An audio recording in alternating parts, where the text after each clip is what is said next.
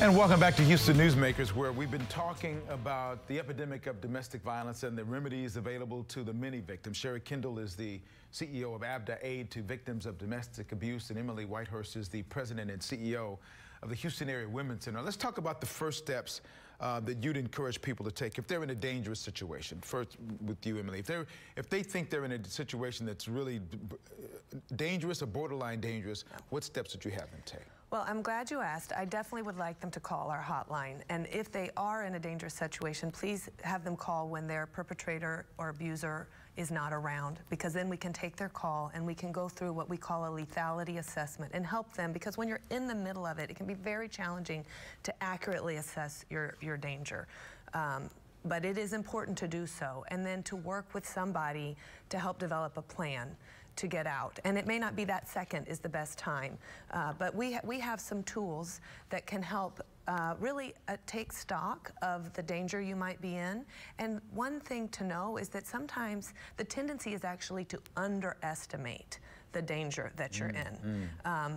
And so really call, if you have any concern at all, I would encourage people to call, and I think you'll put the hotline up there, because we have a series of questions that help people really take stock of what are the dynamics in that relationship. And what we know, because we take over 36,000 calls a year and have been doing it for many, many years, is that those patterns can escalate very quickly. And so it is important to call, and we can help. And Sherry, the person who calls you may not be in quite the same sort of situation, but no less important. What steps are you? Absolutely, they may not be looking for housing. We know a lot of individuals who are fleeing a relationship do have somewhere to go. It's not always about seeking shelter, but our process is very similar to that at Hawk. It's about calling, getting services. We can meet with clients after hours or on Saturdays. We need to be there when they can be there. One message we would want to get out there, though, is it's imperative that they not tell their abuser that they're leaving. That needs to be a secret. We saw time and time again last year that those fatalities that we studied that occurred, the individual had announced that they were leaving, and that is such a critical time for safety. And to that point, I think that is an example of where the person who's deciding to leave did miscalculated the danger that they were in, and didn't realize that by telling that person, which for them may have felt like a very liberating, I mean, think about that. Here is a moment where somebody has decided, I am taking back my life, and I am going to let you know I have had it.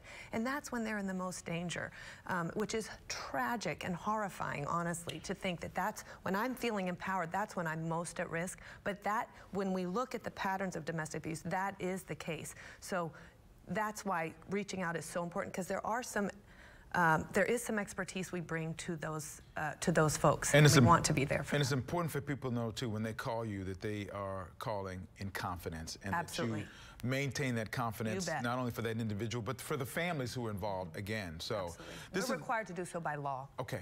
And regardless of citizenship status, we need to get that word out. I know we have seen a decrease in immigrant populations calling ABDA for services. We know that's true of law enforcement as well. But regardless of your documentation, we are willing to help.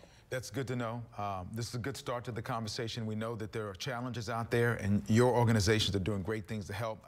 Again, I'll put the contact information for both of your organizations on the Newsmakers page of click2houston.com. Before this program is over, it'll be on the website, so I want you to be able to go and do that. Remember, confidentiality is very key to all of this as well. Sherry, Emily, thank you for what you do in your organizations, for being able to provide some context for some people out there who clearly might be in need for your services. Appreciate you so much. Thank you. Thank you.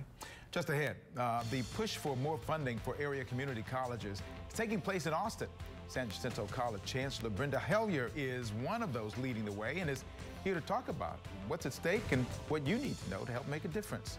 That's next when Houston Newsmakers continues.